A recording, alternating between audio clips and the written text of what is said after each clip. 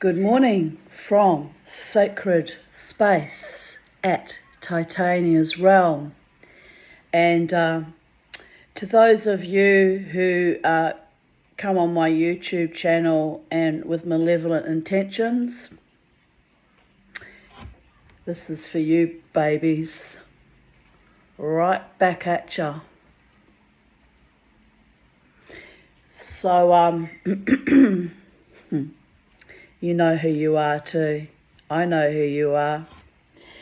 You know, evil has to reveal its true intentions. It's a cosmic law.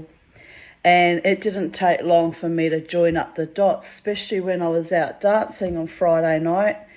And the same entity, the same entity approaches me with the exact same jargon. You have a high vibration, meaning I want to completely destroy and annihilate you with my dick. Because that's all they can do, right? That's the best they've got for me.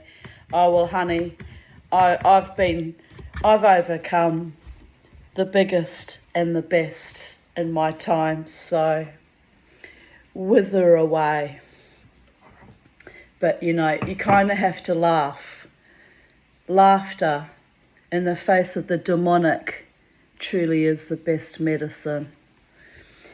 Anyway, memories. I'm going to read my memories. Oh, before I do that, I had a lovely time at drumming last night. I expressed some anxiety about malevolent beings turning up there, but no, everyone that came along were quite lovely and sweet and enjoyed their experience. And then I went from there to my favourite little restaurant, West End, the Jackpot Dining, and had a meal. And the meal took a very long time to come out, which the lady at the counter said there would be a long wait. I said, oh, well, I don't mind. What else have I got going on in my life? I can wait. I should specialise in waiting for Godot, waiting for my true love who's not a malevolent trickster spirit, waiting for my ship to come in, waiting, returning all entities back to their original source, putting them back in their boxes, literally. But anyway, I sat there and I was, entertaining myself with my own video, going, reviewing it. And as I do, because my anxiety, I have to make sure that, that I approve of my own output. It's bordering on, perfectionism, but you can't be a perfectionist when you just sit and stream of consciousness flow like this.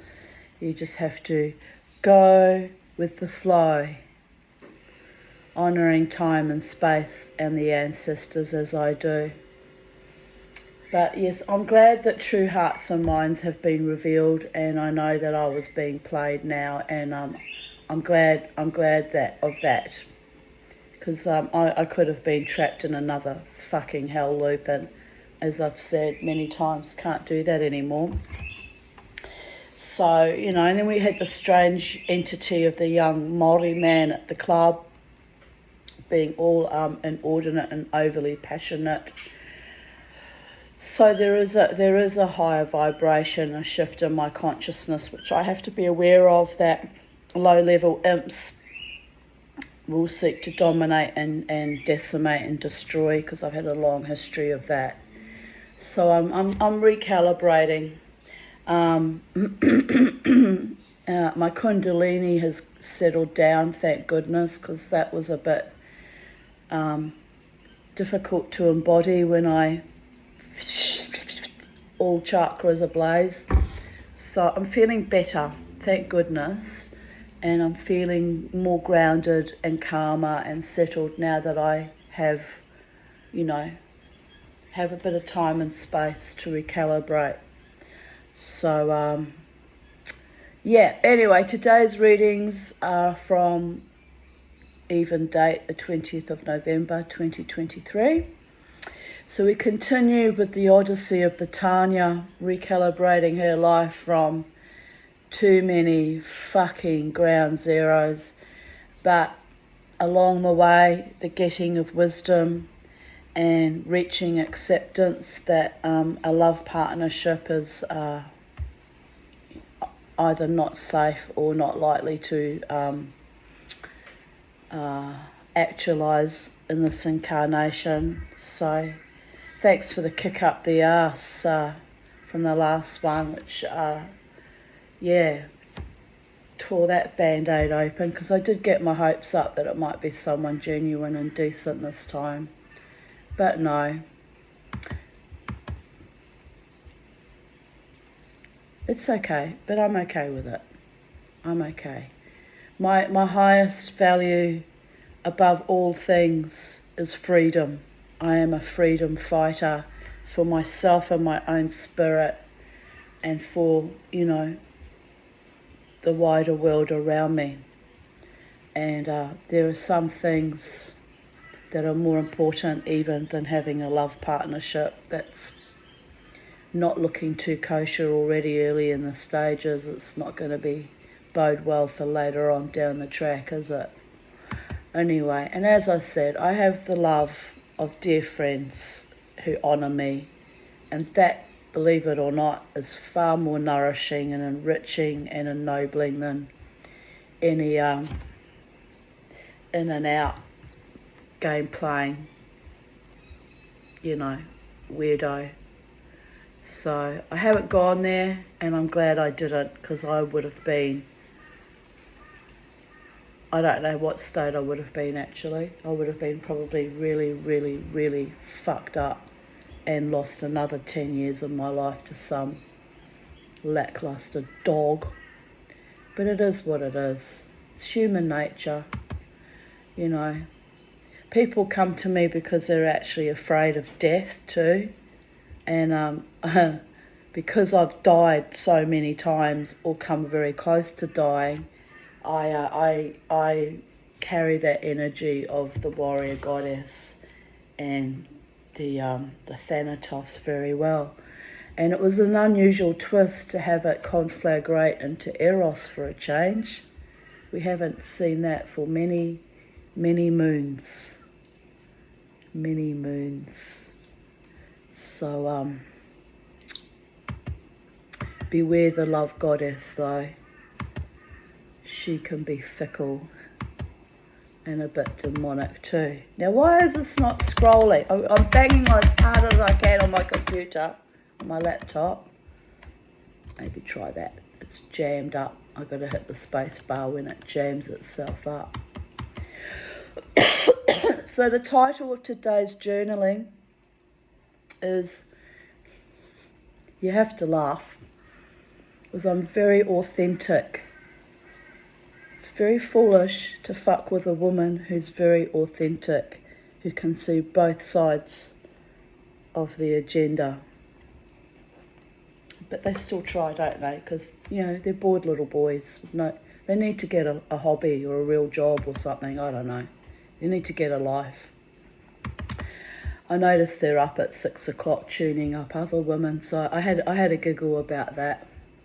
It's like, yes, the nature of the bestie boys. But I'm not bothered.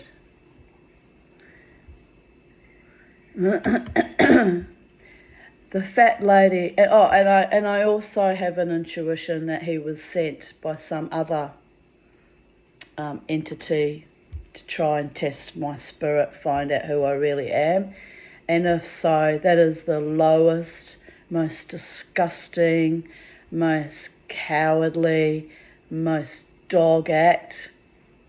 But, unfortunately it's been done to me in the past before, where people allow themselves to be manipulated by psychopaths. So, more for you.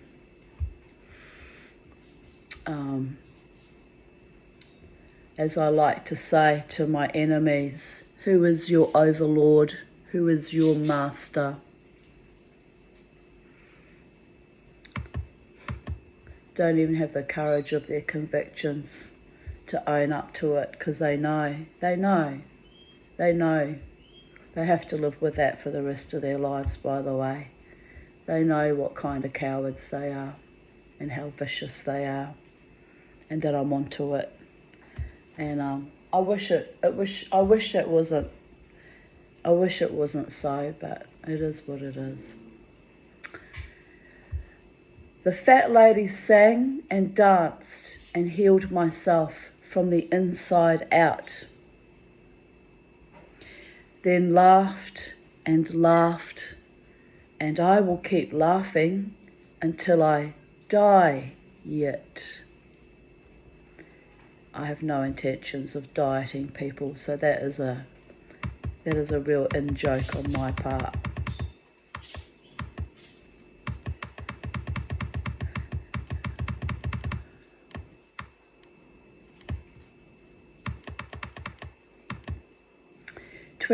November 20th, 2022, Sunday. I woke up after 5 hours sleep, 9:22 a.m. I feel energized even though I'm physically exhausted, like two separate entities inhabiting one body. Mama T, who wants to fly, and the other one, who wants to die. But in between, I push my older body to its limits. I went out last night, hesitantly. I actually felt exhausted, but forced myself back out into my infamous spot at the Live Wire bar. I missed dancing the last few weekends. I had to use mindfulness and my own iron will to get myself out there. There was a lot of love in the room last night, except for one of my creepy, crazy stalkers who appeared at the end of the night when I was in adrenaline extremis after dancing for 5 hours. He got up in my face, so I quoted Psalm 93 at him, and he recoiled. I laughed.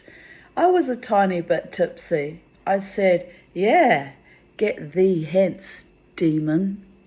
But he only backed off a short while. Yuck. I just ignored him.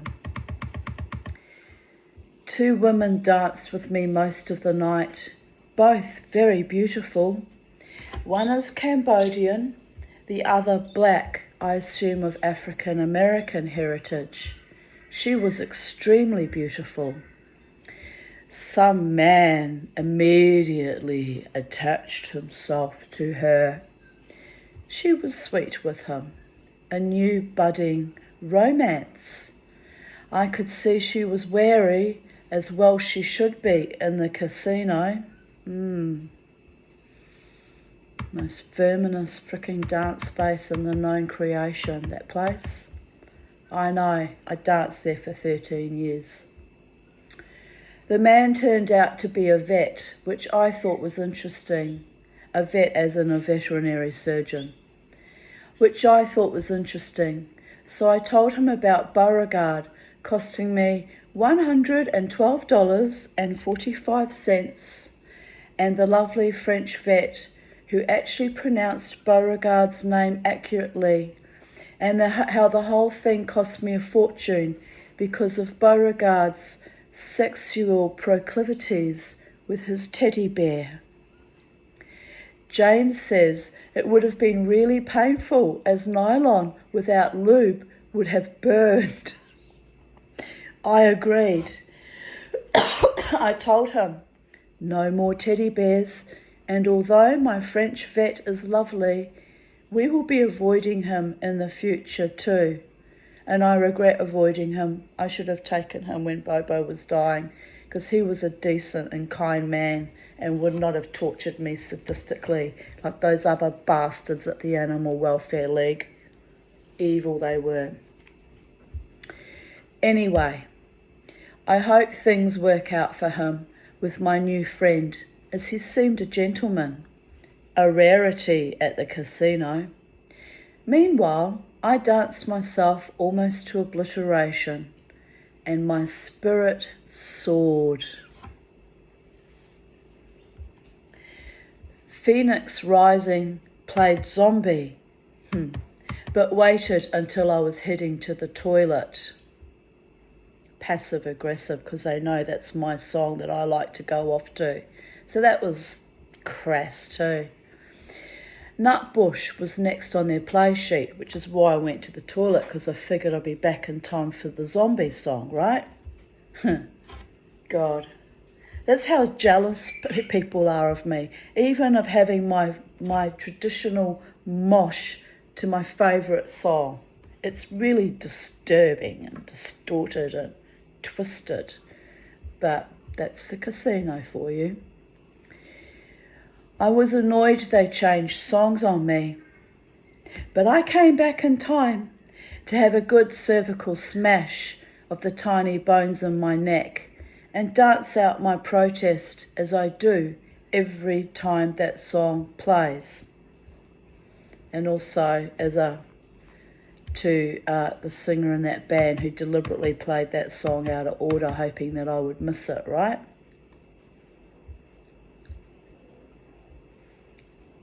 And I've supported her band for many years, by the way, so it's even more awful how they behave towards me.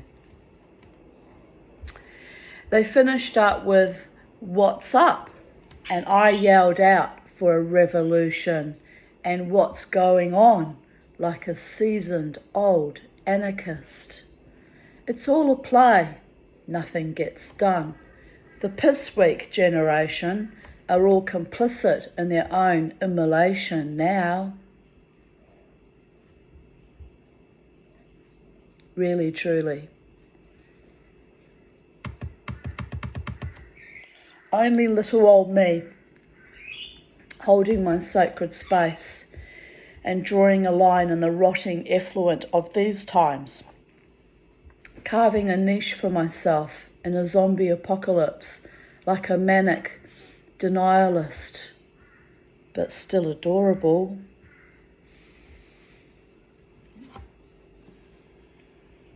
Cigarette smoke again.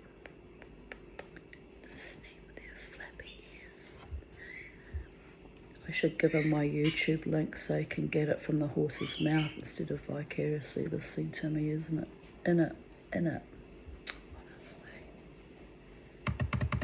People are that bored and lonely, aren't they? They really are. It's tragic, really is tragic. I shall try to forgive them all. Not that I'm Christed or Messiah complex, but I can just see how actually deeply tragic and pathetic it all really is, including myself putting my truth out here, only to be played by knaves and fools and lacklustre dogs. But that's okay, because the truth remains the truth, and it might benefit someone else with deep honour and regard for my journey, because they've walked in my moccasins too, and will value and appreciate and cherish that I share my life with them in this way, and will never seek to harm me for being brave and courageous and authentic. And the rest can just blow away like husks in the wind, because they're that empty and vapoured. I scared the young Latino guy at the end by, I think he was Colombian, that young man. He was a nice young man, he never caused me any harm, to my knowledge. Probably backstabbed me lasciviously like the rest of them, but he was never harmful to my face. I scared the young Latino guy at the end by sitting next to him and asking him what his story was. He was so terrified, he said, "You were sitting in Steve's seat."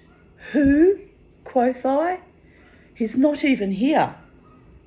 I asked, "Is he the one with the wonky eye?" He nodded. I said, "I don't bother to learn everyone's names, but dance on my spot as fast as I can and stay safe that way." I got up and left. Latino guy, visibly shaken. He thought I was trying to hook up, which is funny.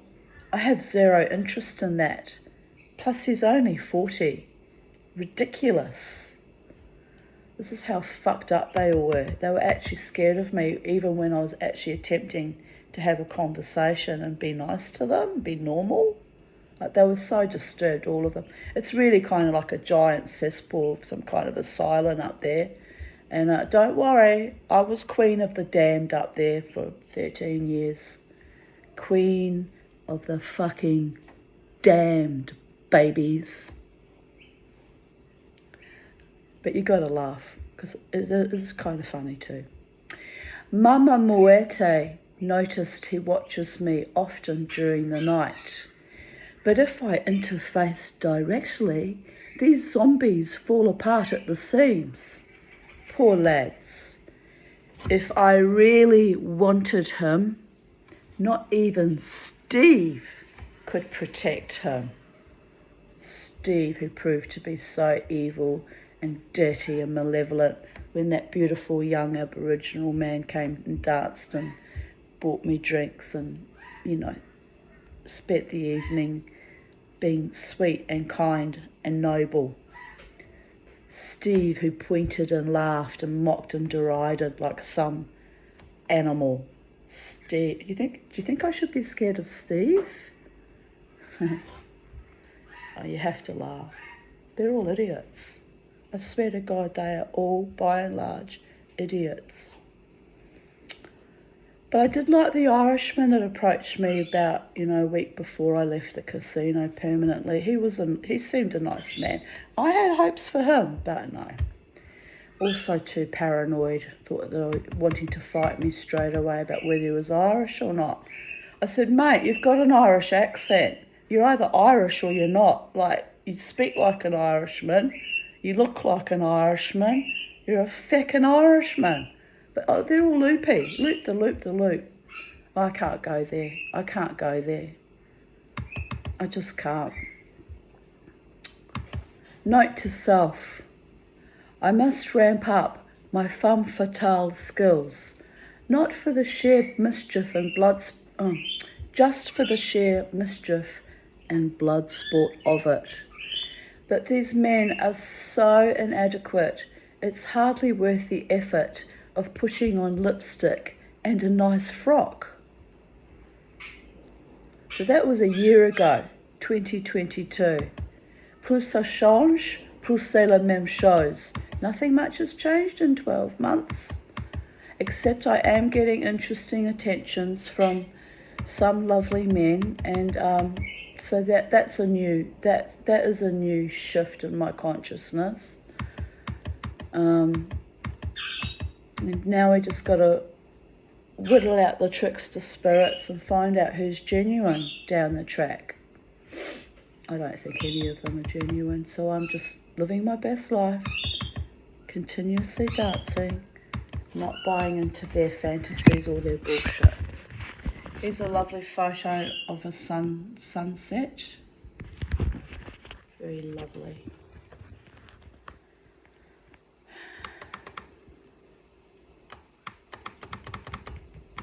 Here's me looking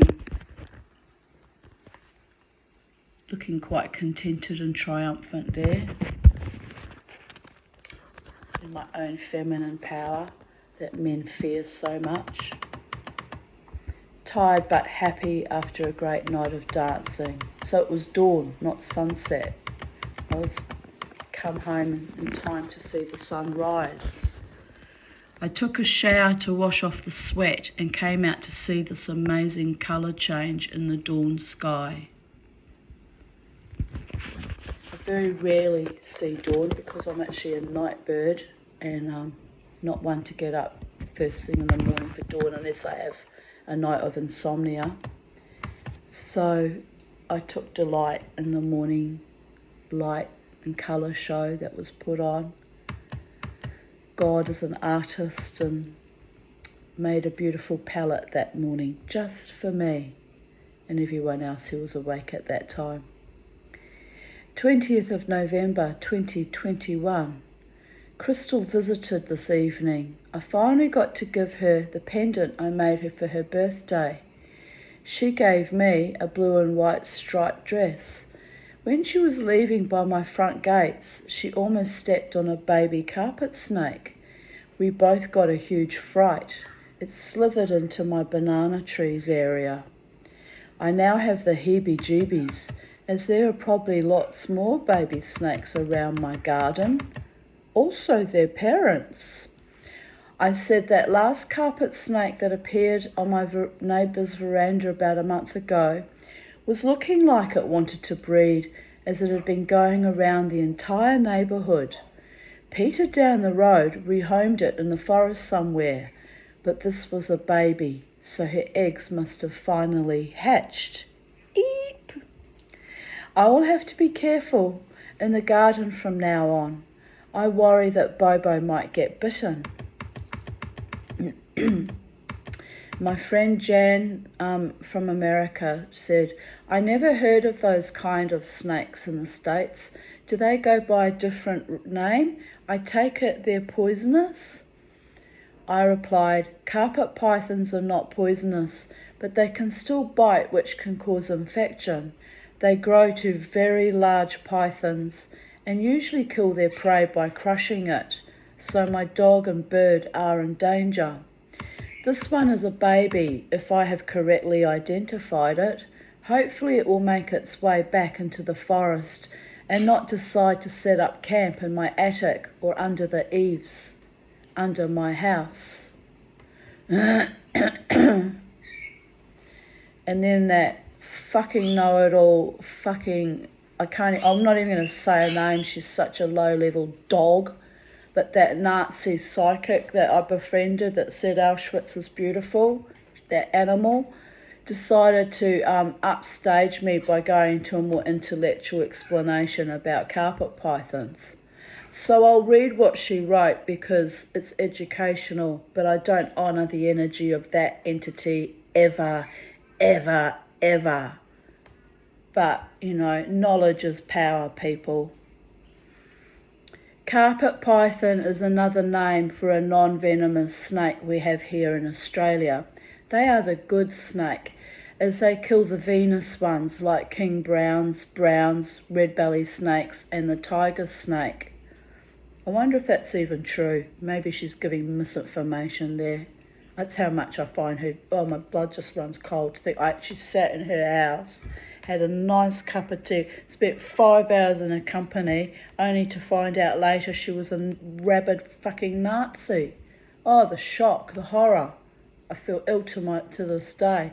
I think it was worse meeting her than meeting one of my ex-boyfriend's friends who was a neo, who actually had his house, his tattoo parlour in his caravan covered in Nazi symbology, which by the way was very frightening and confronting to me. But he actually treated me with kindness, unlike that malevolent dog. I mean, even he would not have said to me that Auschwitz was beautiful. Had a bit of couth at least. Oh, that thing, that creature. They live amongst us, people. Evil they are, the most profound evil. And her shtick was she was going on about, my near-death experience, and wrote a book. I read a book. It was, very, very basic writing, self-published. And I actually didn't pick up anything Nazi in her writings, otherwise I would have ditched her earlier on in a piece. But, anyway, awful it was, awful. She's still on YouTube, by the way. Things should be shut down. I don't normally believe in shutting down people, but when they're that evil, malevolent, honestly, what can you do? I guess freedom of speech is important too.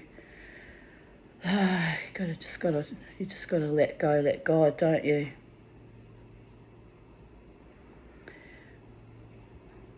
Australia has 6 of the top 10 most venomous snakes, and the reality is that they are so common they could all be in my backyard right now.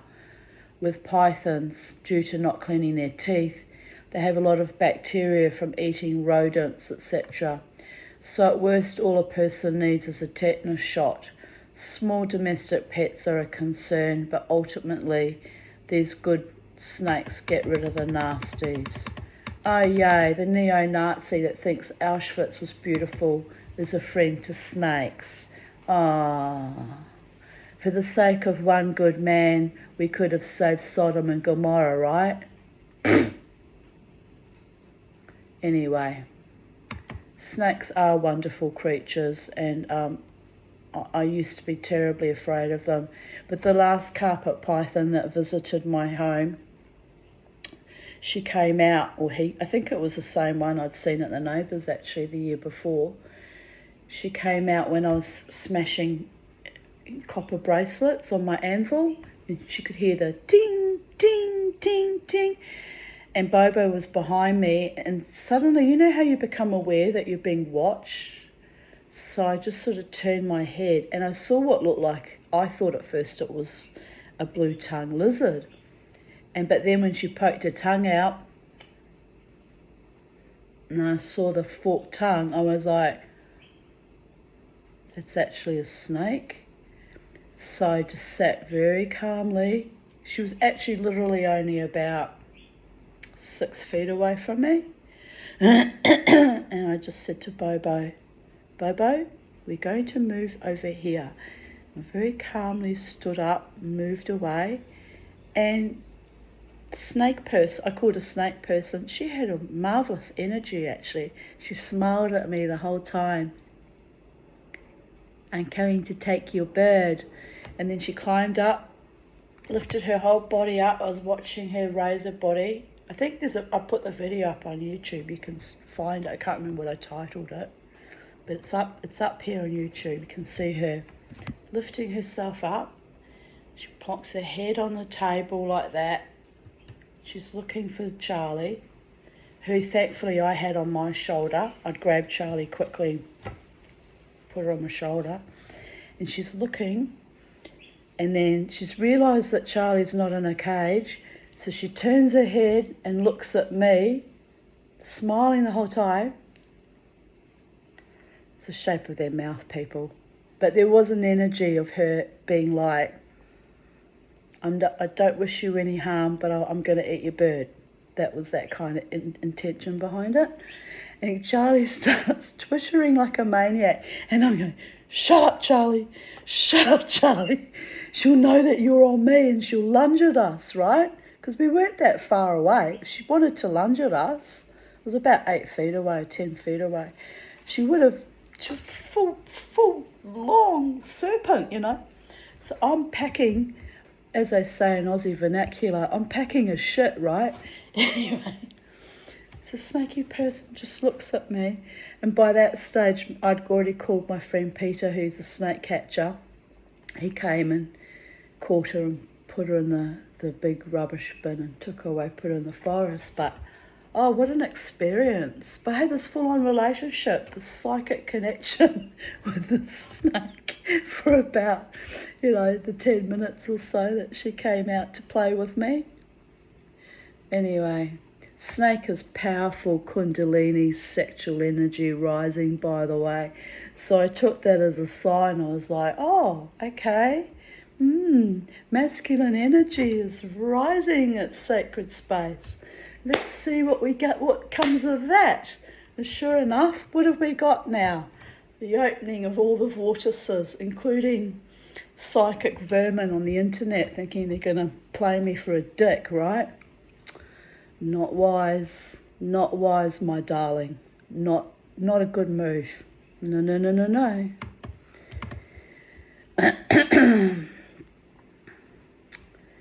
Anyway,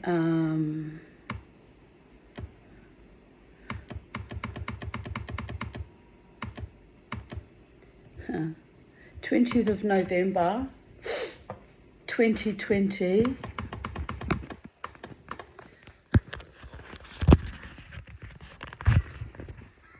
My Beauregard. I still can't believe he's dead.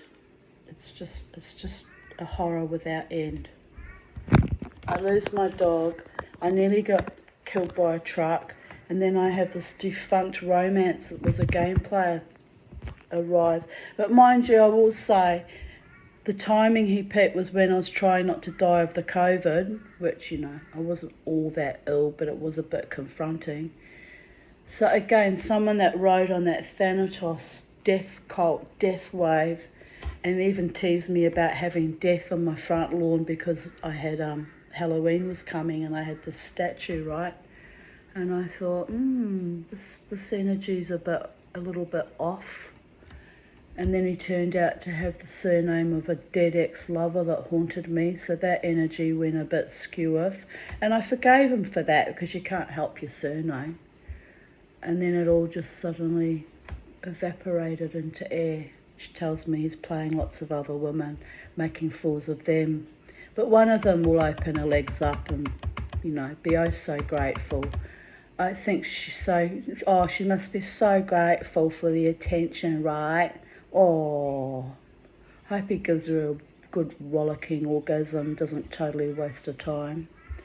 There's nothing worse than that. Had that for 10.5 years with my husband, 12 years.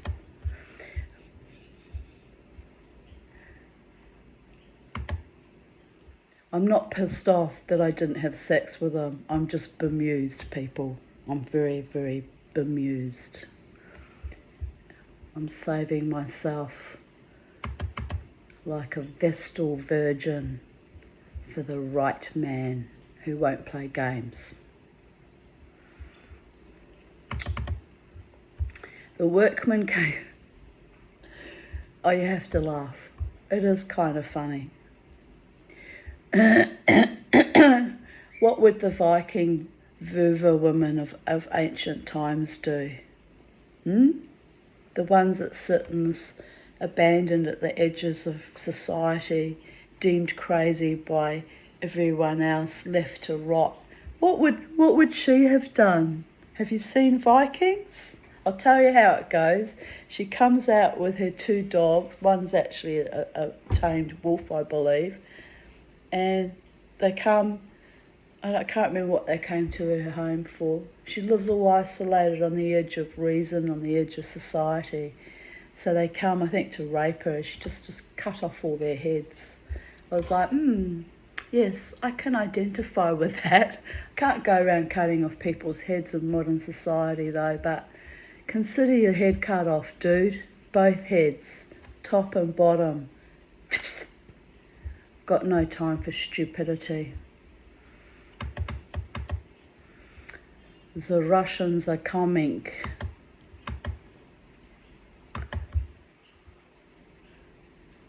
The workman came back and installed a replacement smoke alarm for the chirping faulty one.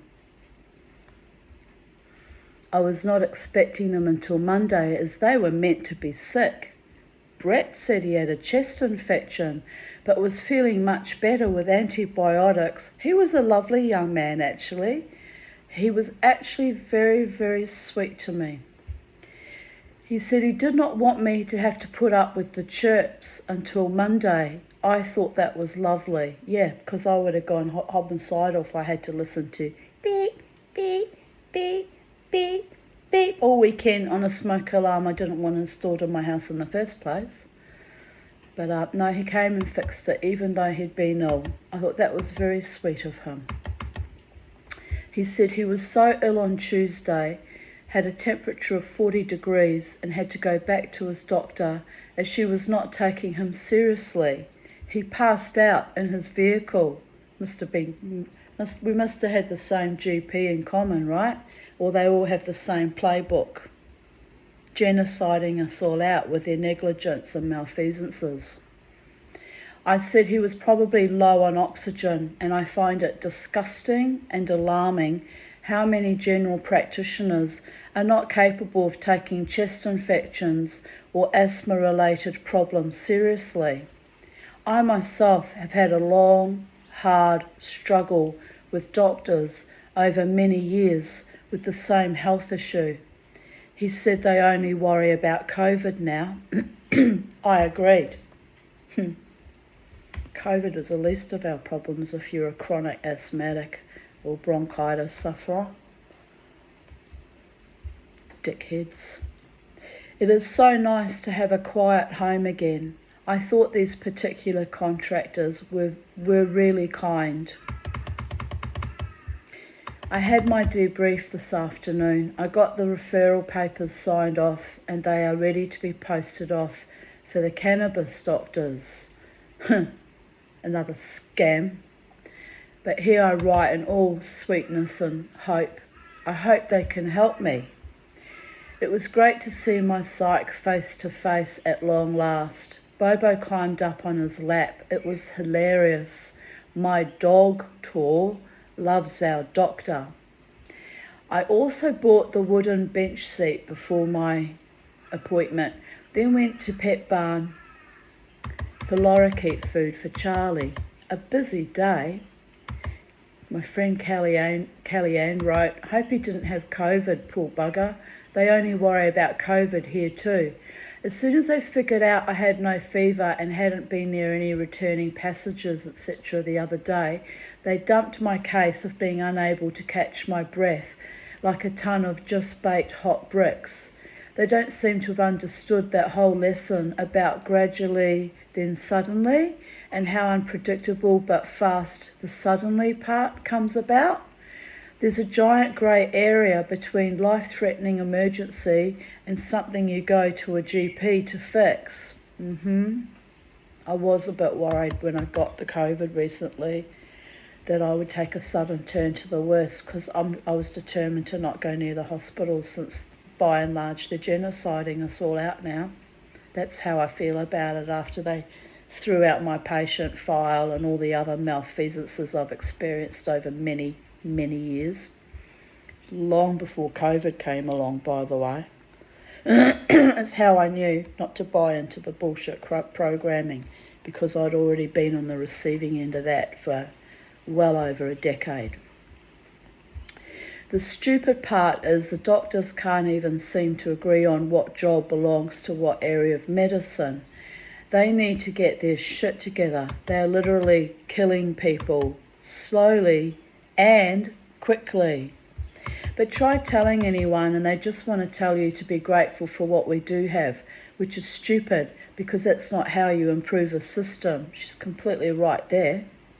You improve it by treating a complaint as a gift. McDonald's gets it. They take complaints seriously. So what the fuck is wrong with doctors? Or are they so far above the rest of humanity that they can afford not to take a leaf from a business that truly knows how to do customer service and show its customers some respect? Well, they don't respect us, do they? They're culling the population. That's what's going on. Has been for about the last 3 decades, actually. You know, they murdered my father in the old people's home via medical neglect in 2017, long before COVID came along. They were murdering my mother too, broke her hip when she was already terminal.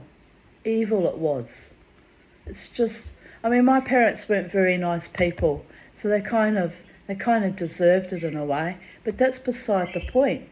You have a basic human right to have safe and properly carried out medical care. Not go there and end up in a worse state when you're dying of advanced Alzheimer's, by the way. It's just completely evil. And that was back in 2010. I complained, got that whole frickin' unit shut down, by the way. That's how rotten it was. Absolutely rotten.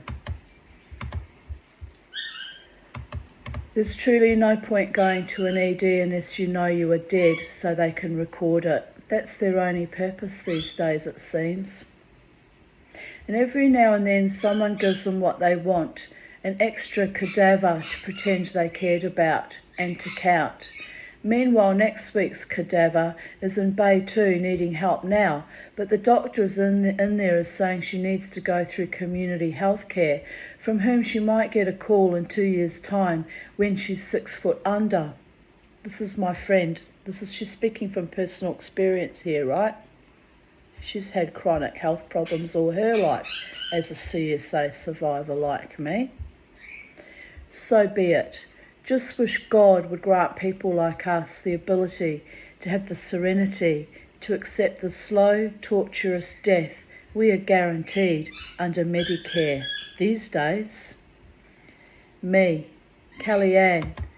He had to have a COVID test mandated by his workplace and said it was a drive-through one. We're talking about the young man that did my, installed and got my smoke alarm to stop squawking like a chirping bird. I knew he had a chest infection or asthma when he was here on Tuesday. How his GP could not diagnose that even over the phone just horrifies me. I once had a middle-aged female GP who told me, "I can see you are breathing, but you are not getting any air in." 7 years of medical school churned out that dickhead. I was very ill at that time. I have been with my current GP since 2011. She does not have some basic understanding or empathy either. Told me jokingly the other day that I should look at my impending colonoscopy as the Greenslopes Day Spa, because you get a nice clean out and a sandwich after. I replied, "Oh, like those perverts that enjoy colonic irrigation?" I said, "There is something seriously wrong with people who get turned on by having their shit pumped out of them." She is young and has never had a colonoscopy. The surgery part is a walk in the park, but it's the prepping that is so vile. After each one, I'm literally weak as a kitten for 2 or 3 months. Not a pleasant thing at all. And also I am a phenylketone neuronic. Well, I'm allergic to aspartame. What do they pump full of you in the prep? Aspartame. So it's no wonder it weakens my whole entire body for months after. It's vile. Absolutely vile. But it's that, or play Russian roulette. There's that Russian word again. Russian roulette with my polyps turning cancerous as I live in such high-level stress due to poverty and trauma issues. That switch could be turned on by my genes at any given time. Yuck and fuck. It's been 17 months since that gallbladder surgery, which has taken all that time for me to recover from. So here we go again. And they were really pushing the colonoscopies, wanting me to have them yearly. In the end I said, "Nope, you will never get near my body ever again." Well, they will when I'm a corpse. It's the only way they'll be able to get near me ever again. Dirty bastards.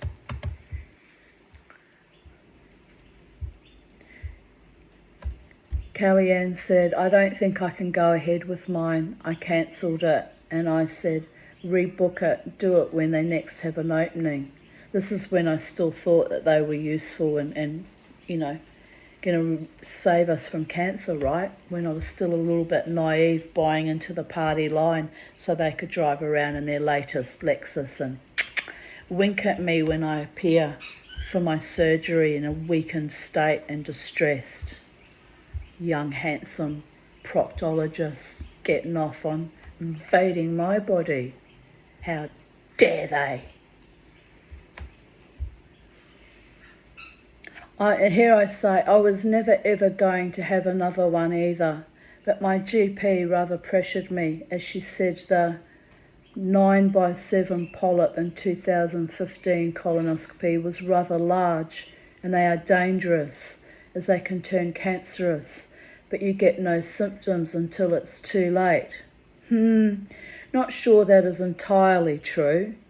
But my cousin's wife died of bowel cancer, as did my father-in-law. He was dead in 6 weeks of being diagnosed. So I decided to play it safe and be a good little compliant ass renderer again. That was until the last time when they absolutely created a scene and humiliated me in the front reception at the QE2. Then I was done. So bowel cancer, if it manifests, here we come. So dishonouring and disrespectful of Queensland Health, including their admin staff. In fact, they're the worst. I find them akin to the SA in Nazi Germany. Absolutely threw out my patient file when I refused any further colonoscopies. That's how perverted and evil they are. They don't throw out the patient files of serial killers and pedophiles, by the way. I just noticed I got all schmutz from my mascara when I wore makeup to drumming yesterday. It's just mascara, people. I haven't got black eyes. Besides, I've already had persistent diarrhea for 8 weeks, which only stopped in the past week. So what is one more day and night on the golden throne? So you can see I'm an authentic and real person, you know. I shit like everybody else, sometimes a little bit too much, but that probably relates to my trauma issues too. Instead of finding a kind, loving partner, I got another one triggering me, being a fucking weird ass, playing me for a fool. It's okay. I'm not well enough to be with a man anyway. I'm not there to be dote on you 24/7, be a domestic and fucking nurse with a purse or whatever fantasy you had going on in your head. Or if you've got a fetish for dying old ladies, whatever. Like, fuck off. A whole lot of yous. Really. Seriously, fuck off.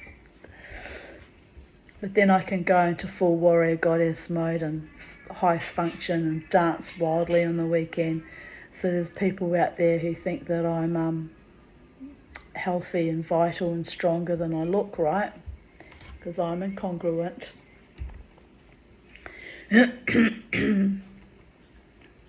Kellyanne wrote, love that.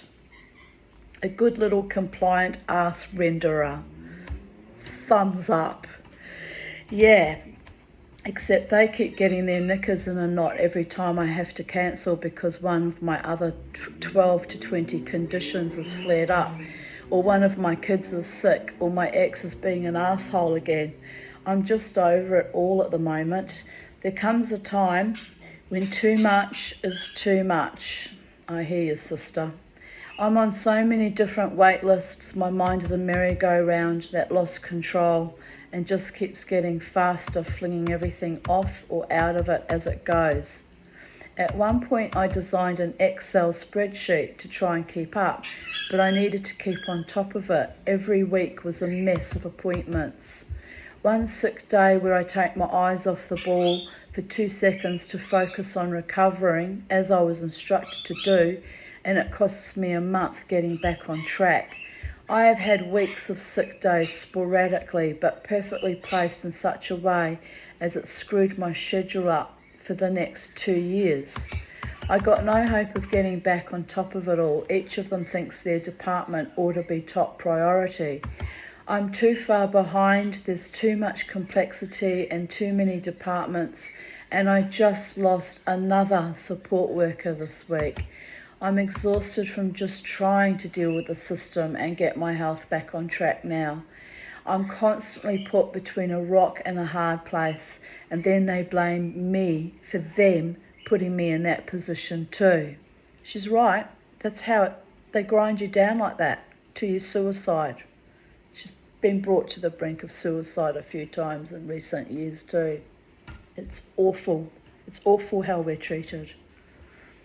Nah, fuck it. I'm off this merry-go-round for a while. I don't want to spend the rest of whatever is left of my time here stressed out by nasty secretaries who've got no clue about how hard scheduling can get when you're on the other side of it all. But that's okay. Whenever I hear them complain about me wasting their time, I'ma just loll from now on and mumble, you'll keep, Karma's a patient bitch. And she's completely right. You know, I even had some weirdness with the secretary, you know, when I'm going to see my urologist. It never ends. It just never ends. Questioning me on who's going to pay. Treating you like you're some kind of criminal or leper or non-person. It's just rude. But anyway, my beautiful patron has sorted that issue out. It's all organised, it's all done. Now I just have to stay cool and calm and collected and roll on Thursday when I find out if I'm dying or not once and for all. Well, we're all dying. It's just, I want to know, if I'm actually have reached the stage where it's terminal, right? Because if I'm not terminal, there's going to be some very large living happening even in my limited funds, because I've been skating around on thin ice for quite some time. Here's a photo of me with my beautiful Beauregard, looking happy and contented, with the lovely earrings. I've only got one left because one fell off and got stomped into the ground on the dance floor. So it's on my charm necklace now, the remaining earring. Crystal bought me these lovely Kalaka earrings from the witchy shop in Melbourne. Jared suggested she go there. So spoilt by my family. There you go, I'm happy about those.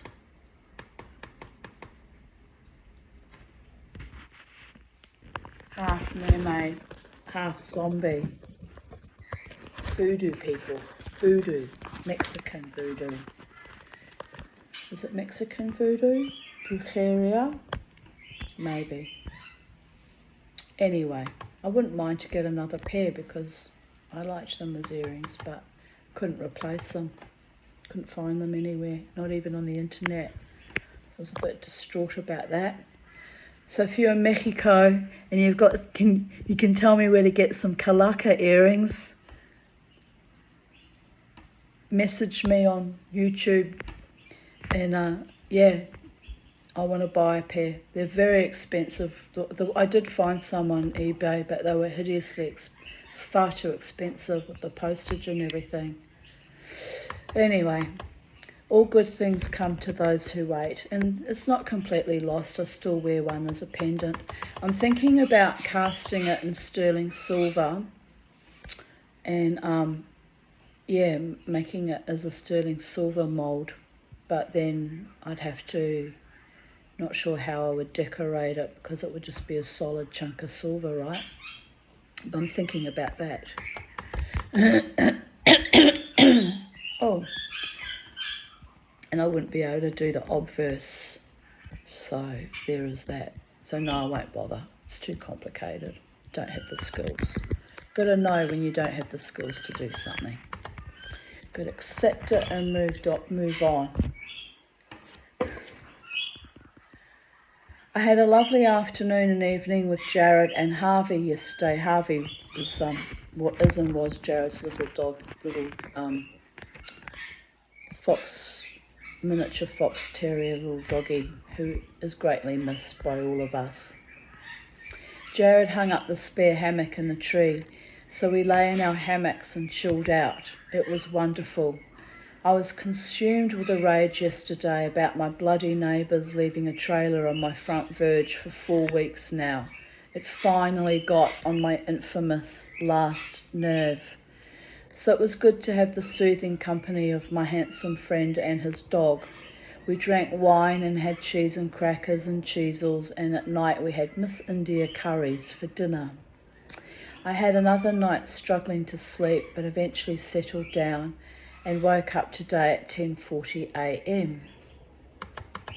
This evening I'm picking up Crystal from work, and she and I are going to have dinner together. Looking forward to it.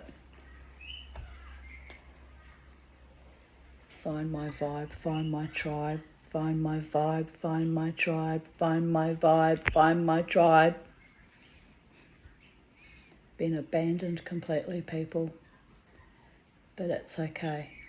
I'm not the least bit frightened of being alone. Alone for 29 years gives you certain superpowers. I realise that in spite of my health issues, the dreadful effects of gallstones, etc., blah, blah, blah, blech, that I have been happier these past few months. I think that I'm finally overcoming the grieving for various people in my life, none of whom brought anything good to me but ongoing pain and suffering. It feels good to shuck off the cloak of abject horror and despair and regain my natural state of bliss again. Having a cascade of former male friends and lovers make cameo appearances at the casino, leering at me from across the room was, as all life reviews are, frustratingly creepy. But proof that I have healed to a large degree, and also signs that love is indeed eternal. Ha ha ha. A psychic once told me they will never, ever forget you, which is amusing but also exhausting at times. I guess when men thought they could destroy me so easily and get away with it, they came up against a force of their own reckoning. Survivors are magical creatures.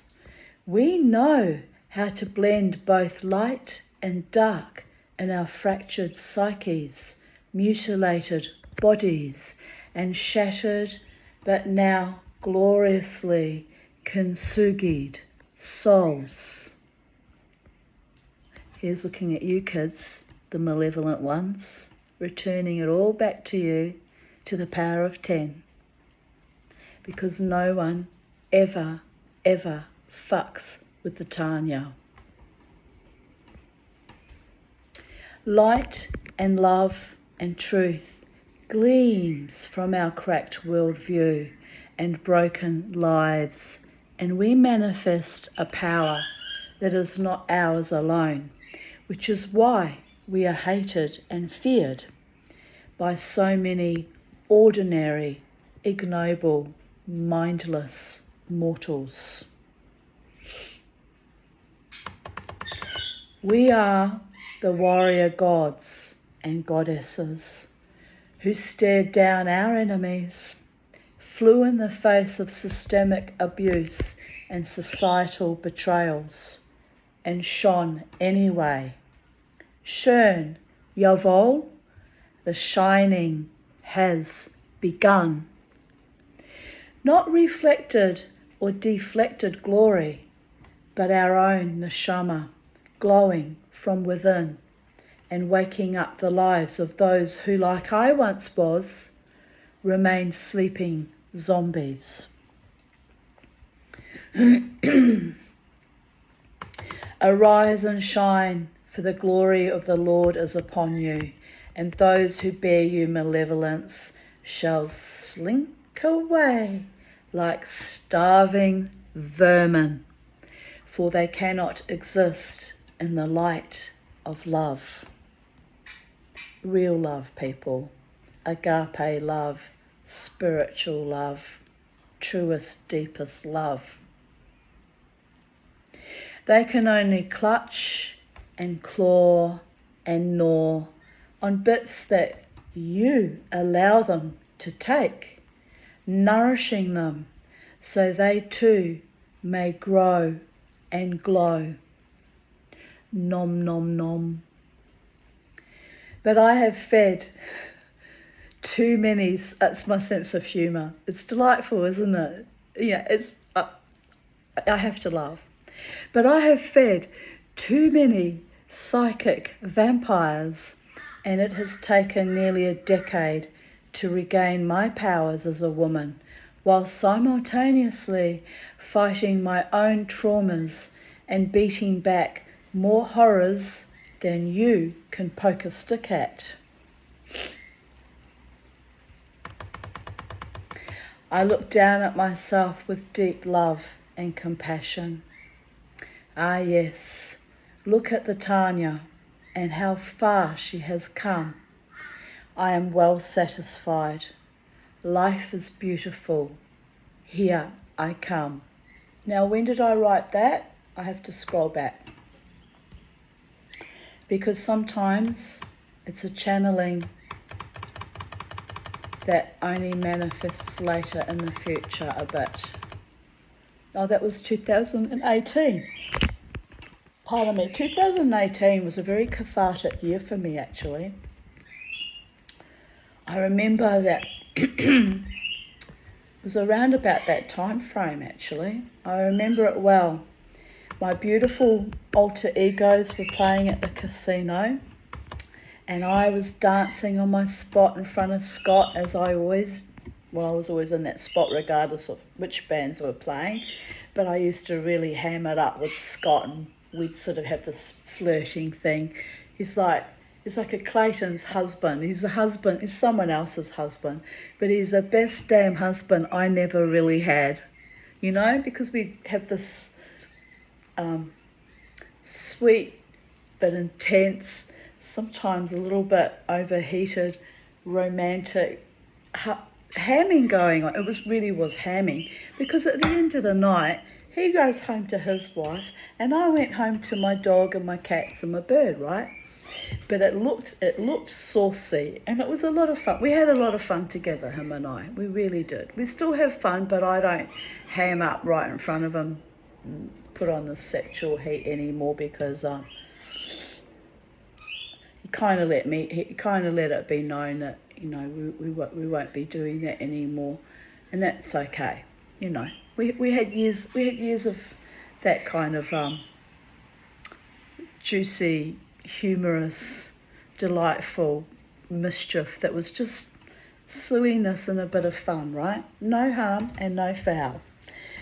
So alter egos are playing. Scott's playing guitar in front of me, and elevate up on the stage, and I'm on my spot, roof, roof, roof, roof, as I do. And the fecker Dave turns up with his cousin, right? Dave, who was the last man I ever loved, and I mean as in love with, because I love lots of men. I love my friend Scott. I love my friend Jared. I have men I love, but it's not that kind of love. It's not a in loveness thing where, whatever. So that fecker turned up brought his dreadlocks with him and his cousin, and he's standing, he used to do this, just looking at me all condescending. Who the hell does he actually think he is, that lackluster dog, really? But anyway, there's no point being angry about it now. This was 2018. We haven't spoken for 3 years anyway. I'm not really angry about it. I just find the whole thing bizarre, And him working at his BDSM, fucking twisted sexuality that was actually dark and evil, malevolent, right?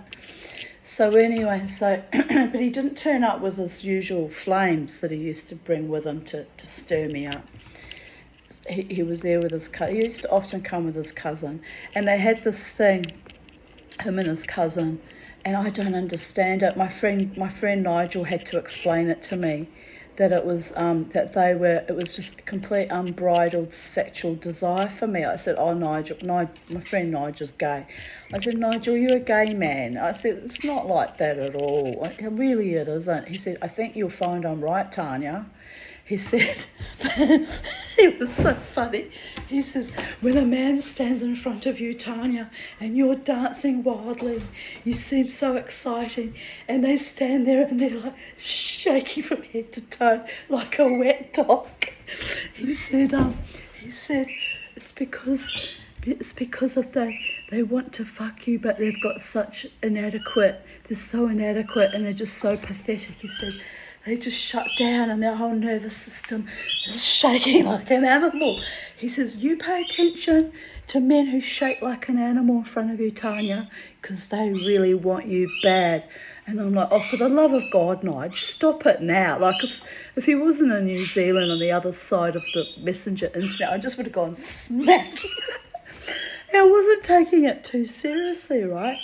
But anyway, I'm dancing away, to alter egos, and Scott and I doing our usual blowing kisses to each other and hamming it up, and I've got my Where was my fan? And I've got my fan and I'm running it all over myself and keeping cool and, you know, being all evocative and wild and crazy and having fun. Like taking the piss a bit out of my own self too, because it's a parody. It's a parody. My psychiatrist calls it performance art. It's a parody. I'm laughing at my own self and my own sexuality. It's not meant to be taken seriously all the damn time, right? So anyway, I see across the dance floor opposite me, Dave and his cousin Chris, who is this little fucking henchman, needs a life bite. They both need a life. They need, I don't know what they need. But anyway, not my monkey, not my circus, right? So they're standing and they're watching me like this, avidly. And the band starts playing Iris by the Goo Goo Dolls, which I love that song. And I meant every fucking word of it. It's feel like forever to touch you, 'cause I know that you feel me somehow. You're the closest to heaven. And I'm pointing at Dave, right? And he's just standing there going, and his cousin's... I can laugh about it now, but at the time it was completely insane. And even Scott's just playing, he's watching the whole thing from his position up high, looking at how I'm like, sweet, pointing. You're the closest to heaven that I'll ever be. But I don't want to go home right now. And he knows, Dave, he knows that references my suicide attempt in 2015 after all the vicious I was put through. So he knows exactly what I was saying, right? Like, fuck you, I'm alive, and in spite of you and all your henchmen and all your vicious slut girlfriends, in spite of all the other things that happened in 2015 external to the casino, the defamation, threats from members of my own Jewish community, the harassment, the setups, the ugliness. So I'm like, and I don't want to go home right now. And all I can feel is this moment, the moment of truth in your eyes. And off I went. I was completely went off. I was completely empowered and goddess and wild and free. And because all David and Chris could do was... Anyway, the song ends and another song starts up, and I'm still performance artistry. Performance assholing.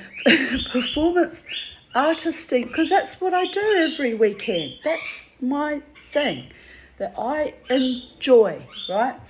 So I'm still going, and even Scott's winking at me because he's like, you go girl, you got him good, you got him really good. You know, I don't think he realised who he really was, but it doesn't take a research scientist to figure out there was a connection between us, and that I was like waxing on, waxing off, right? So anyway, Chris looks at Dave and he mouths to him, are we going to go now? And Dave looks at me and I'm just like,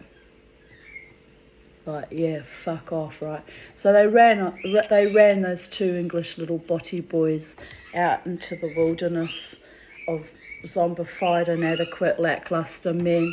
Be free, be free. And anyway, I kept dancing, you know, to my beautiful Scott and Luke and Paul's music, and we carried on and finished off the night. But there was a moment. Oh, the other thing that was awful about that too was I'm looking at Dave and I'm performing the song, you know, making all the motions to the song just for him. But I looked to the right of the room of the club,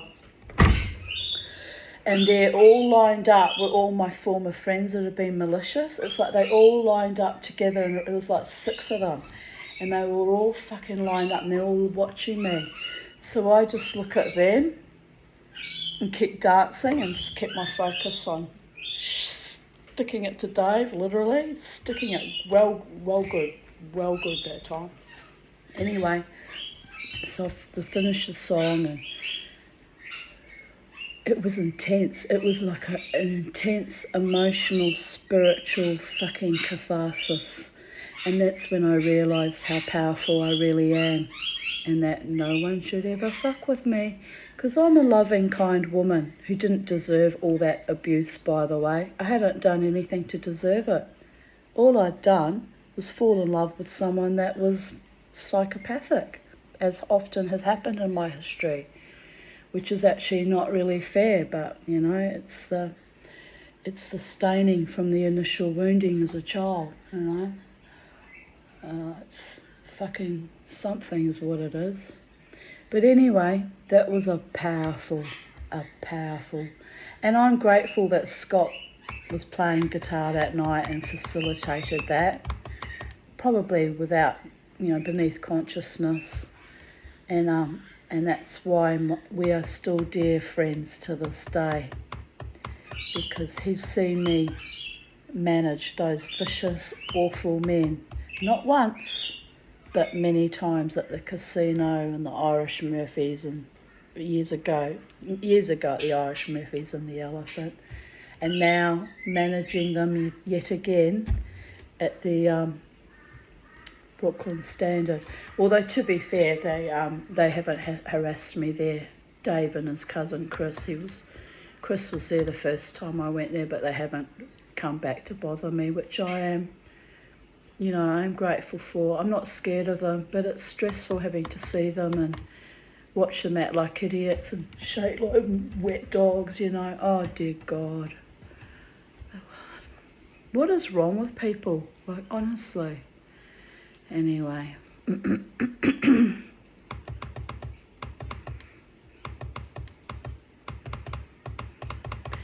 So yeah, 2018 really was kind of a turning point for me, where, you know, I started to reclaim my my mana, my spiritual prowess as a woman, and I still had my sexuality very well locked down, but 5 years later I'm starting to even gradually unlock that. So who knows, maybe in a couple of years' time I might be ready to take on a lover again. Who knows?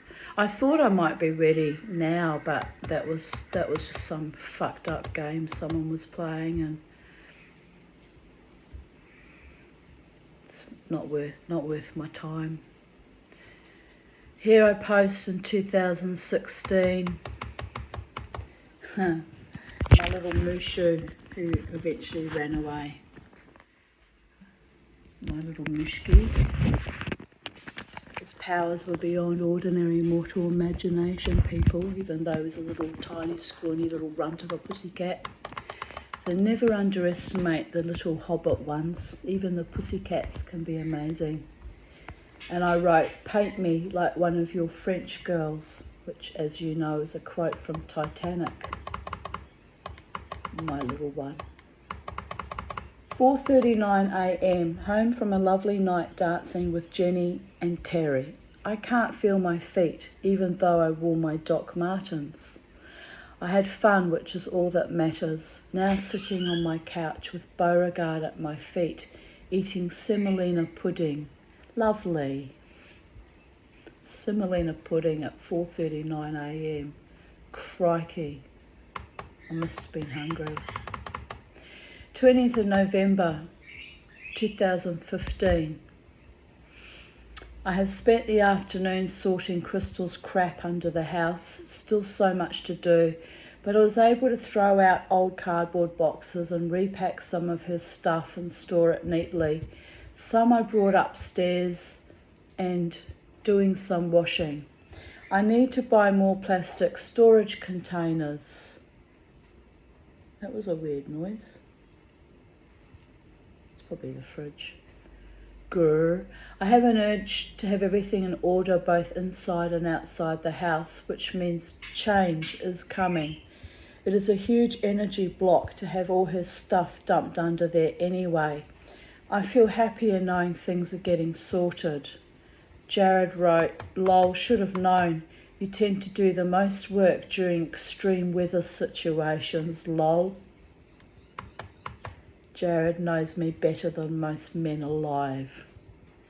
I went dancing at 1 a.m, except not biblically, just saying. That's why he knows me better than most men alive. Respect and honour. I went dancing at 1 a.m, driving into the city. I noticed the moon is almost full. It is rather amazing how susceptible I am to full moons, solar flares and eclipses. Also tempests, wild weather with rain and lightning. I am definitely a wild child. I got home at 5:30 a.m. I danced for a few hours and sat outside chatting to George and Katrina, my homeless friend. Now I think I shall rest today. Tomorrow is a big day, picking up our seed. Oh, that was another fucking heartache without end, wasn't it? Oh, I'm still not over it. It was so evil. That woman was the most profound, evil thing. One of the top 10 of the most evil people I have ever met in my own life experiences.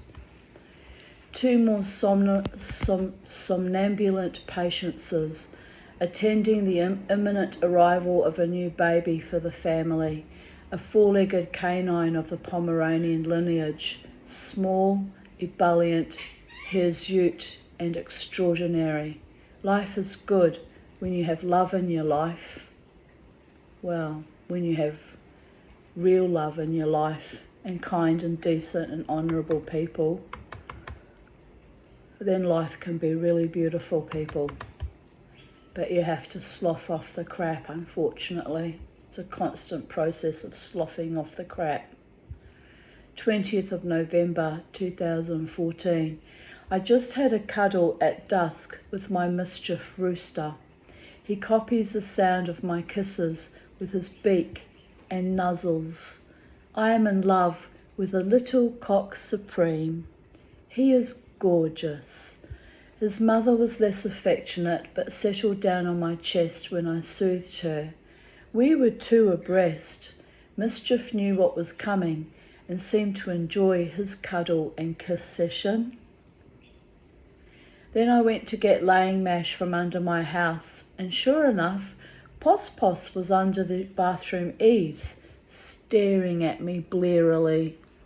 I wished him a good morning, good evening, and a good night, and he stared at me pleasantly while I scooped out the mash, then left, turning out the light. I know how he feels. I hate being woken up with bright electric light in my eyes. My mother used to do that to me a lot, especially when I was sick. My eyes are very sensitive, so it used to really hurt and drive me nuts. In hospital, when they wake you up for more drugs, etc., they keep the lights dim. I was always grateful for that. Morphine at 3 a.m. with dim lights. Yummy, lol. The other annoying thing my mother did each school morning, she woke up at 4 a.m. every morning, was wait until I had half an hour to get ready for school. Then she would slam my bedroom door open with such force it would hit the wardrobe with a bang, then scream, "Get up!" I would leap out of bed, still exhausted. I have suffered from chronic fatigue and depression most of my entire life. Then I would scrub my teeth, throw on my uniform, and fortunately, living on a bus terminus, I would be on the next bus. I rarely had time for breakfast and most often bought my lunches at school, which is how I started getting fat. It never occurred to Gisela that she could gently rouse me, get me to have breakfast, and spend quality time with me before my impending misery at school each day. For my school certificate, a family friend, a young woman in her 30s who had just had her second baby, told me that it was child abuse to send a 15-year-old to school without breakfast and was disgusted. She let me go off was disgusted that she let me go off to a major examination without food, was actually my maths exam, which I was incredibly terrified of because I'm not good at maths. I said, "Don't worry, I am used to it," which I really was. But she made me pancakes and tried to calm my nerves about the maths exam. I failed it anyway, but I never forgot her kindness and concern for me. In the middle of my examinations, Mum got me a job waitressing at Susie's Coffee Lounge. I remember her and Susie telling me I would never need maths anyway, so they needed me to go to work. Susie, a ruthless sociopath but a successful businesswoman, and my mother, another ruthless sociopath, had their needs met while I struggled to juggle work with my end-of-year exams. Sabotage much?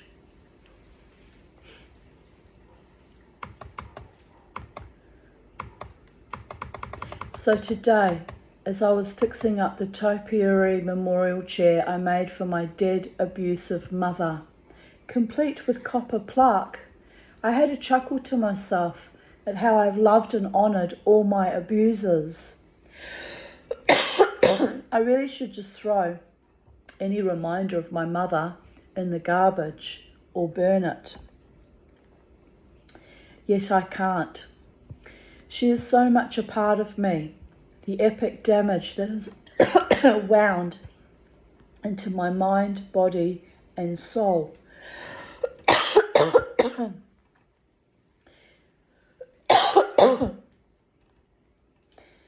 The wounds I've had to let calcify and encrust like a gnarly old tree, and still, with all that evil crap and negativity, let it slowly grow new and beautiful fruit that is no longer bitter and sour or even rotten, but sweet, luscious, and life-affirming. The apple is no longer poisoned.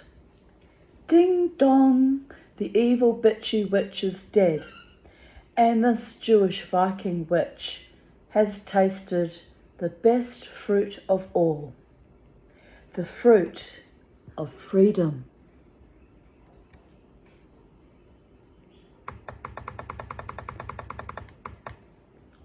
Just saw 7:11 p.m. The Savo, it was 2:11 when I woke up. I also saw 9:11 last night, 3:11 yesterday, and 11:11. For the past 3 days, I have been seeing 11s. Spirit is trying to tell me something. 11 is a master number that stands on its own meaning, but also breaks down to 2. It represents 2 individuals standing together like the pillars of Boaz and Joachim. I will have to wait and see what it all means. I hate waiting. I have been last in line all my life, lol, especially when it came to love partners. No more playing second fiddle for me. I need a bloke who can at least harmonise with me, or let me conduct the orchestra, more like a syncopated cacophony, occasionally. Tweet, tweet, this little birdie likes flying high above the rat race, solo and serene. But when I land, I dance all night long, and I don't play with idiots. Well, hopefully not anymore, winky face. Well, we found out recently that apparently I still do play with idiots, don't I? So that has been a ripping of an old Band-Aid and a source of deep grief that here we are all these years later and I'm still blocked and stymied by evil. It's very, very distressing. But I am seeing other souls in my life, in my vicinity, light up. One who even said he loves me, which I'm sure he does platonically. And I'm grateful for that. Those little lights shining up after coming out of the wilderness, after decades head down, ass up in the abyss, those soul lights lighting up for me are beacons to a potential future that I have still not fully integrated in my mind, body and spirit, but I can actually see is coming. So I'm grateful for that, at least. If I survive long enough, by the way, on planet Earth, which is always, in the lap of the gods at any given moment in time.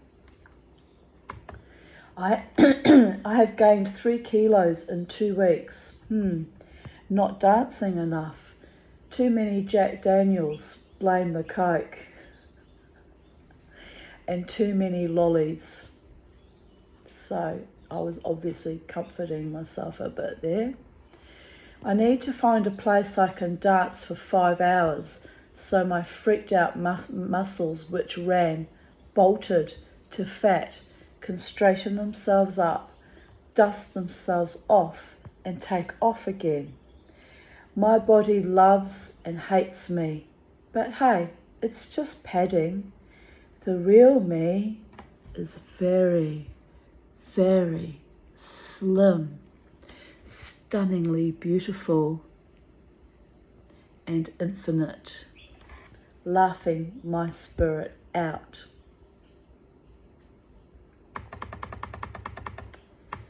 I came here to let you know the letting go has taken place.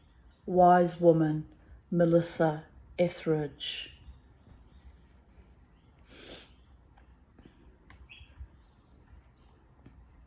20th of November 2014. Finished off crystal sculpture she did in high school. She now has water to splash in, which has all come apart over time, so probably could be remade again. Don't know if I'll bother. We've had it for years now. It's run its course. But yeah, I even put little faucets on it. And she had real hair, my daughter's real hair. You see how we love the goddess in our family, because apart from my younger daughter and my mad half-sister who keep themselves stick thin because they have basically eating disorders really, the rest of us are prone to being chunky mamas. You gotta laugh.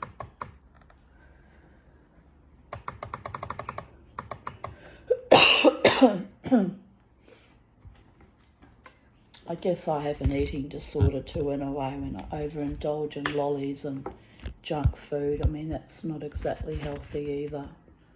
But it's part of the trauma issues, the needing to self-soothe and comfort. 20th of November 2014. Awesome, inspiring and humbling. We are not alone. We will never be alone. And we have our place in the infinite cosmos. Let's try not to completely destroy our unique home. Otherwise, instead of 10 plagues, we might get sent a black hole instead. And that was in response to an article that said 26 pictures will make you reevaluate your entire existence. So, showing how all the pollution and all the destruction on Earth, it was actually quite harrowing. Here's another article I posted. Heartbreak, loving ourselves through difficult times. Yeah, baby. Gotta love yourself enough to get through every freaking onslaught, including fake lovers on the internet. Just saying. Life, death, life experience. Choose life, choose love. Those who have never been loved still choose to love. The pain and suffering of rejection and abandonment makes us wiser, stronger, more brilliant.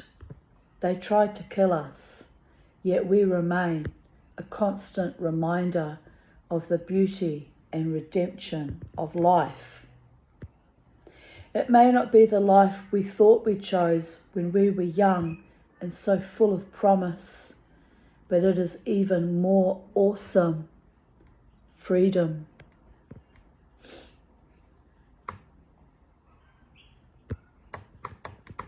November 20th, 2013. I slept until 6 p.m, still unwell, bloody lungs.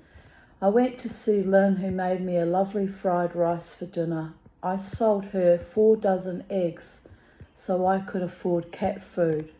We call it the Jewish charity system, where we barter and swap things over.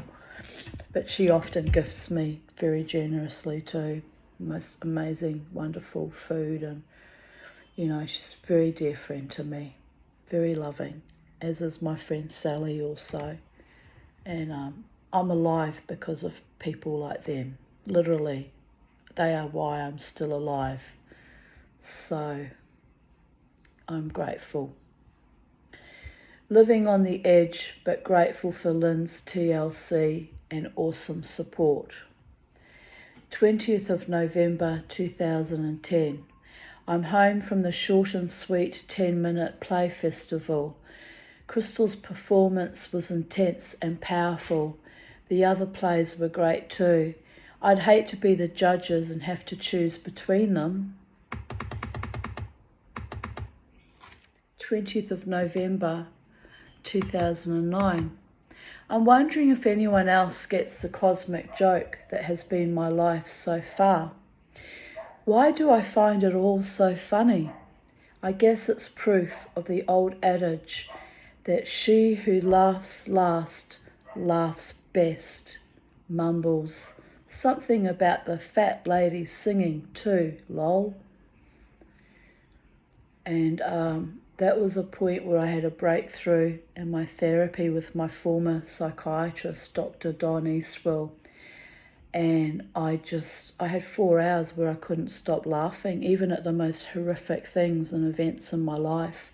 I sat there and I howled and I cried with laughter. It was like a kind of a mania. It went on for hours and hours and hours. I couldn't stop. So I booked an appointment to see him, and I said, "Oh, Dr. Eastwell," I said, "I've gone insane." He says, "What's happened, Tanya?" So I told him how I had this kind of a surge of energy come over me where I just laughed. I said I laughed at the most evil and inappropriate, horrific things from my own life history. And I laughed and I laughed and I was completely berserk. And he just turned his head and he said, "That's good, Tanya."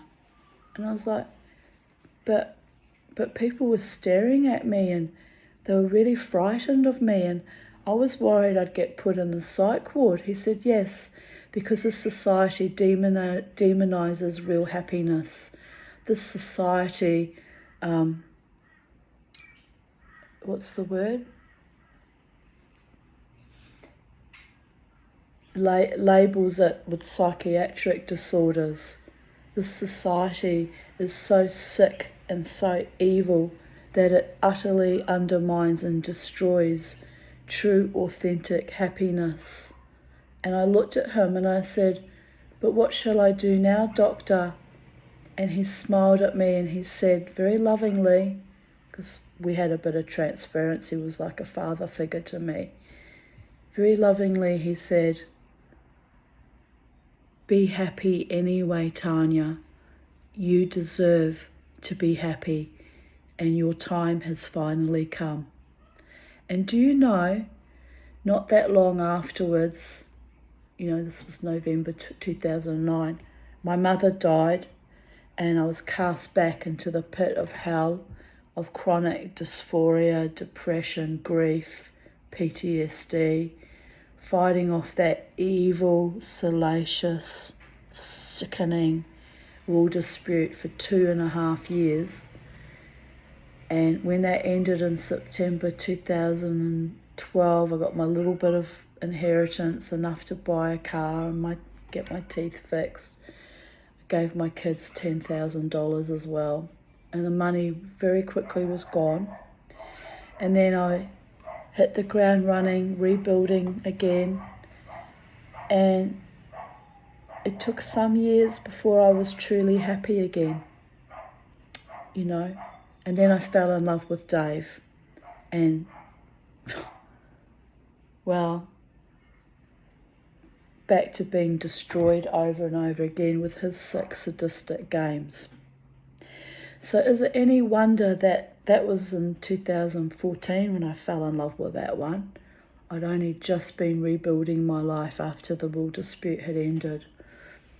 So is it any wonder that here we are, 2023, and I'm actually very, very suspicious of anyone coming now with all these platitudes and fakery and horseshit. And I'm only just, after all those years, since 2009, happy again and opening up to love again, which I deserve, to be happy and to have a truly loving partner in my life. Maybe for the first time in my life since all the others were malfeasant and evil and debauched. I know my elderly psychiatrist, Dr. Eastwell, would want that for me. And I know my current psychiatrist wants that for me. I've got people wanting me to have real joy and true and authentic and real love in my life. And I honour that they're cheering me on, right? So, round and round we go, and it is what it is. Time will tell who is real in my life and heartfelt and authentic and caring. Time will tell. Scorching hot rain, a hot day, no rain. So the Weather Bureau was right and I was wrong. Really, really need water. A good downpour or storm would be nice. And then a year prior to that, in 2008, is glad the storm is over. It was a doozy, the sitting out tonight's storm. So, I suppose there's potential for a storm this afternoon too, but not really. It just looks like, I think that just says light rain is forecast. But it's cooler today. It's only 22 degrees Celsius, so it was 26 yesterday, so the rain has cooled the air right down. But anyway, thus concludes my journaling, my life experiences, my thoughts on my life experiences, my offerings out to the multiverses in a sacred trust that you won't try and trash me out or destroy me in some malevolent low-life cur way, because I'm returning it back to you, babies. And my truth remains my truth, and one day when I'm no longer here on this planet, which, who knows when that time will be, how long is a piece of string. Hopefully my offerings are of some value to someone, very likely a younger person that's barely survived their family of origin, right?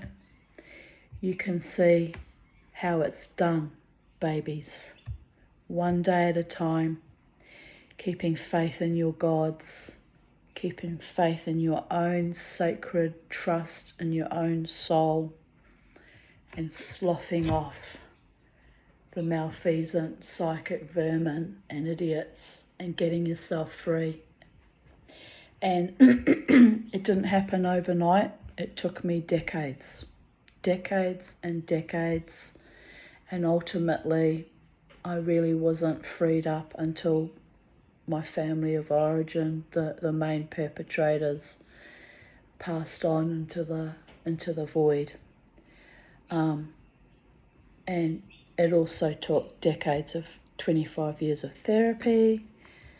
It took kind souls that bought me food, and one that even saved me from my suicide attempt. Here's looking at you, Julie Goddard. It took a village to raise a broken, wounded child, still trapped in my adult woman hobbit body. It took love and light and laughter and joy. It took the getting of wisdom. It took courage. It took everything I had and then some, including, prosperity and success and a love partner. I've paid a high price for my freedom. And ultimately, it's worth it. No regrets. Je ne regrette rien. Absolutely no regrets. So, peace be upon you, peace be upon me, peace be upon us all. Shalom. Lehitra Ot. Bye for now. Have a beautiful day, night, morning, afternoon, evening, wherever you are in the space-time continuum. And remember and never forget, love is the law. Bye for now.